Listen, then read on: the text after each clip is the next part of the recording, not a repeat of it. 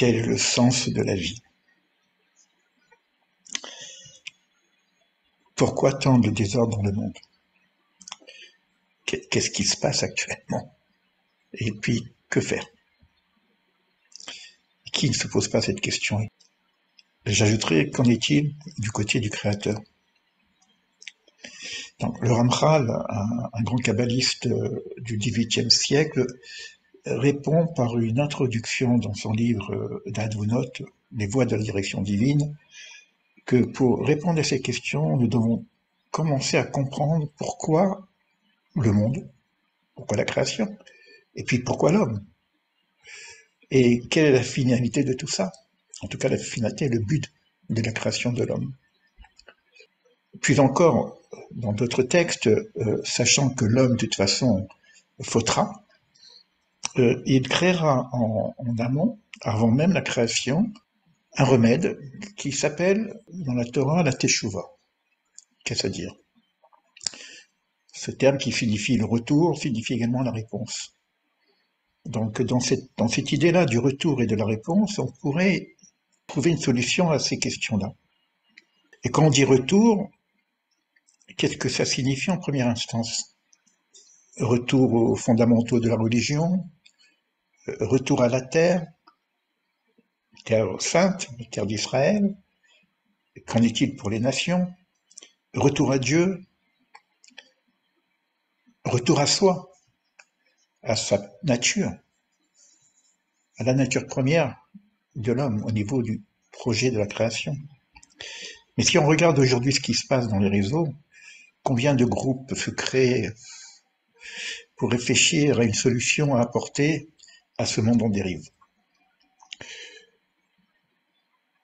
De mon côté, je fais ce que je peux avec ma petite chaîne pour aborder toutes ces questions avec les petits moyens que j'ai, mais bon, ça a l'air de fonctionner.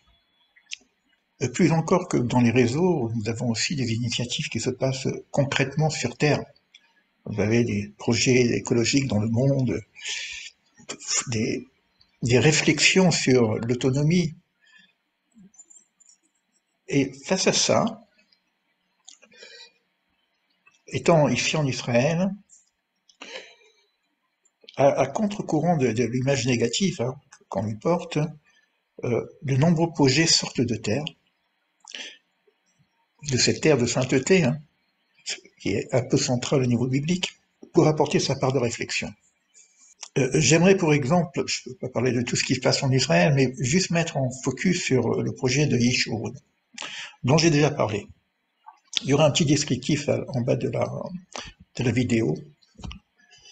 Un projet sociétal qui veut toucher un petit peu pratiquement toutes les questions existentielles que nous avons face à la situation dans le monde. Et surtout, réfléchir ceci non pas par une simple réflexion philosophique, écologique, etc., réfléchir avec un focus sur le projet divin. Il y a donc plusieurs départements de réflexion, si vous prenez la Bible, et plusieurs départements de réflexion sont déjà en chantier dans ce projet, Yeshurun. Par exemple, la construction d'une forêt comestible qui a déjà commencé, un centre d'études multiréférentiel qui commence aujourd'hui, ouvert à tous, à un lieu extraordinaire qui est un des points les plus hauts de Jérusalem, la construction de villages écologiques autonomes, construction de maisons écologiques. Donc pour répondre à ces questions, aujourd'hui même, le 15 février 2023, la Yeshiva Yeshurun ouvre ses portes pour un premier cours, et qui va réfléchir un peu sur ces questions d'une façon générale, que j'ai posées en amont, et à savoir que nous devrons reprendre le principe de la création de l'homme, qui est noté dans la Torah, qui a été créé à l'image de Dieu. Betselem Elohim. Tselem et Dmout, en plus il y a deux termes. Qu'est-ce à dire? De revenir aux fondamentaux de notre création, qui est Betselem Elohim, à l'image de Dieu. Voilà, je vous laisse sur ça, c'est très court, et j'espère qu'on aura l'occasion de développer tout ça. À bientôt.